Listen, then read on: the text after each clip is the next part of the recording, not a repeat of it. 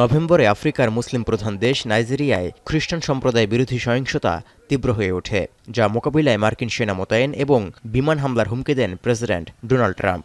এরপরও সহিংস উত্তেজনার মধ্যেই গত মাসের মাঝামাঝি সময়ে মাথাচাড়া দিয়ে ওঠে অপহরণ আতঙ্ক। নাইজেরিয়ার খ্রিস্টান অ্যাসোসিয়েশনের তথ্য বলছে, উত্তর মধ্য নাইজার রাজ্যের সেন্ট মেরিস স্কুলের ৩১৫ শিক্ষার্থী ও শিক্ষককে অপহরণ করা হয়েছে।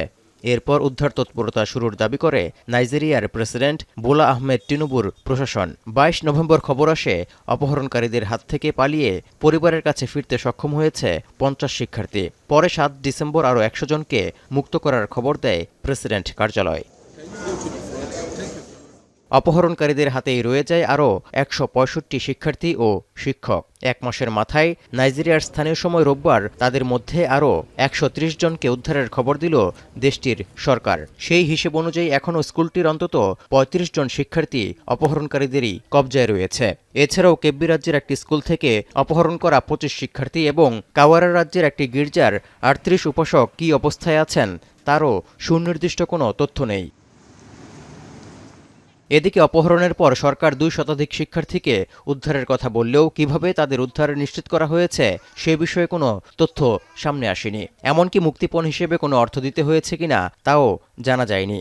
এছাড়া কোন চক্র এভাবে অপহরণ করছে তাও নিশ্চিত করেনি সরকার। শিক্ষার্থীদের উদ্ধারের সময় কোনো অপহরণকারীকে আটক করা সম্ভব হয়েছে কিনা পাওয়া যায়নি সে তথ্য, যা রহস্যের জন্ম দিয়েছে। এতে করে এখনও গণ অপহরণ আতঙ্ক কাটেনি দেশটিতে, যার কারণে নিরাপত্তা পরিস্থিতি নিয়েও উদ্বেগ রয়ে গেছে। I leave you at home. Tonana, how can we do? I don't want you to calm down just like that. Everything will scatter. We now decided to.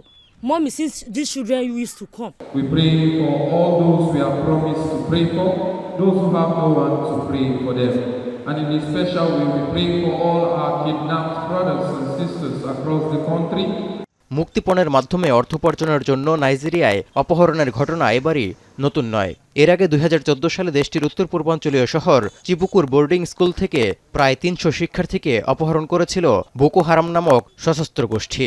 এছাড়াও জানা গেছে ২০২৪-২৫ অর্থবছরে $১.৫ মিলিয়ন বেশি মুক্তিপণ আদায় করেছে অপহরণকারী বিভিন্ন চক্র।